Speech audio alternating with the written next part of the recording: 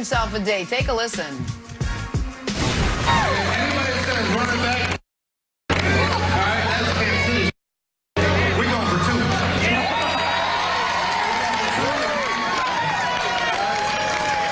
We're going to keep this band together, and they know how to win, all right? Greg Jennings knows a thing or two about a party with a Lombardi, though I doubt Greg was throwing his from float to float after he won. Greg, you were at Bruce Arians there, and you see, oh, this has to make you nervous. It makes me nervous every time I see it. You think the Bucs will be celebrating another one just like this time next year? I truly believe they have a really good chance. When you hear a head coach make a statement like Bruce Arians made, it's all a credit to what he has in that locker room and the chemistry and the relationship. And just previously, you guys were talking to Shaq Barrett, and you heard him talk about the dynamic and the challenge that Bruce Arians presented to more than just the guys in the locker room, but Tom Brady as one of the guys in the locker room. And when you have a guy that can take on that, embrace it, walk in that, and shake it off and then deliver the way that Tom Brady was able to and continue to stay the course, you know you have something special. And in any type of relationship, it has to be tested through the fire. I know we talked a lot about this entire season, the relationship and the dynamic between Bruce Arians and Tom Brady. But sometimes when you're in the face of someone and you have never been in their face and you're trying to get a feel and a grip on what makes them tick and what will get you and keep you motivated, you have to challenge one another. And that's what they've been able to do, and it's worked. But more importantly, Tom Brady has been able to create this culture of belief and desire to make every moment count and every play count and not look past each individual that's in front of them. And that's what gives a coach and an organization and players in the locker room the confidence to go out and feel like they can take on any opposition at any given time. Right. 100%, Greg. I've been saying it all year, man. The value that he brings is not on Sunday. It's Monday through Friday, and how he makes everybody better and he elevates everybody's game. But, Greg, it's incredibly hard to go back-to-back, man. 55 Super Bowls, only 8 teams have done it.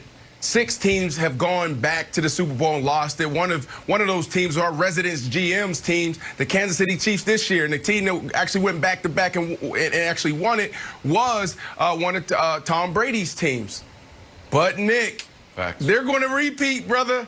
They're going to repeat. This team is going to be better, and this is how they're going to do it. You got to sign our guy, Shaq Barrett, back. That's one. That's the #1 priority. Second, you got to bring back AB or Chris Godwin, because you got to have an option on the other side of Mike Evans. And last thing you do, you bring back Gronkowski. The chemistry that he brings to that offense and what he does in that locker room, he keeps everything kind of easy. Yeah. You got to bring that guy back. And the last thing, you got to build on the chemistry that you created this season, this offseason. They didn't have an offseason. So if they do that, man, it's going to be pretty back-to-back, brother. Okay. So, listen, folks. I started the show. We were asked this question. I said, absolutely not. I didn't listen to Brandon. I didn't listen to Greg. I listened to Shaq Barrett, who I like a lot.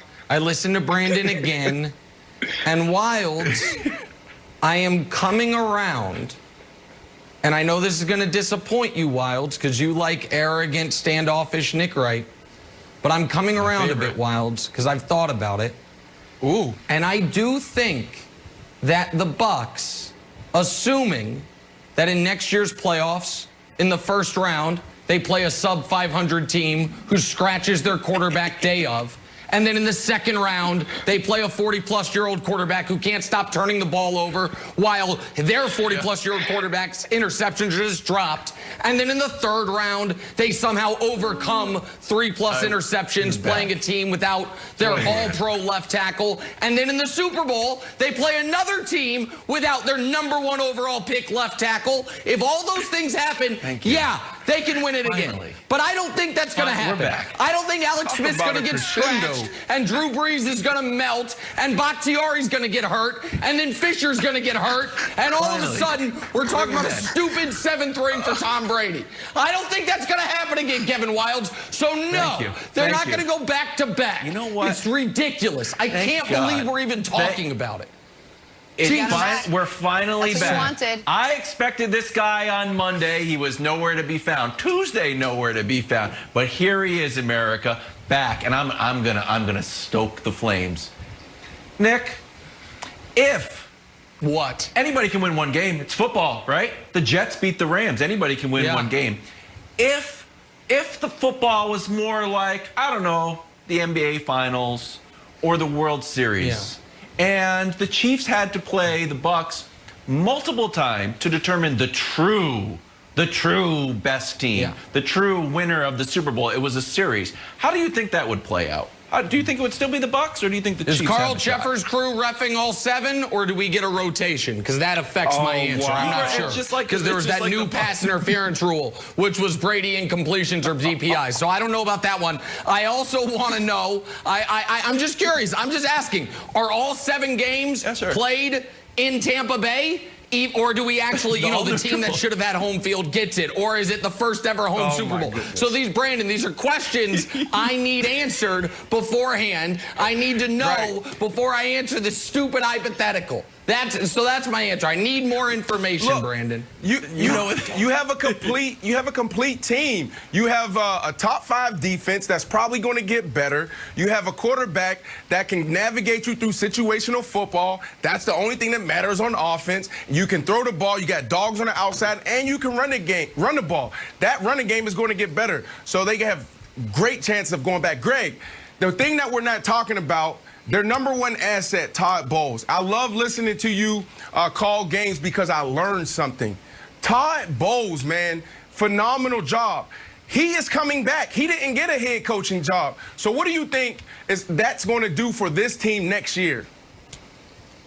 It's going to do numbers. You got to think about what Todd Bowles brings to the table. He's not only a head coach in the D.C. position, but he's one of the most respected guys in all of football, and not just by coaches, not just by management, but by the players. And they love playing for this guy because he puts them in position to make plays. You know, and I know, you just want to make plays. I want to make every play I possibly can when my number's called. Well, Todd Bowles, the way he puts his guys in position, they all have an opportunity to make a play. It's up to you to make it. Either you make it or you don't. Guys thrive when they play in positions like that, and it becomes this competition amongst one another.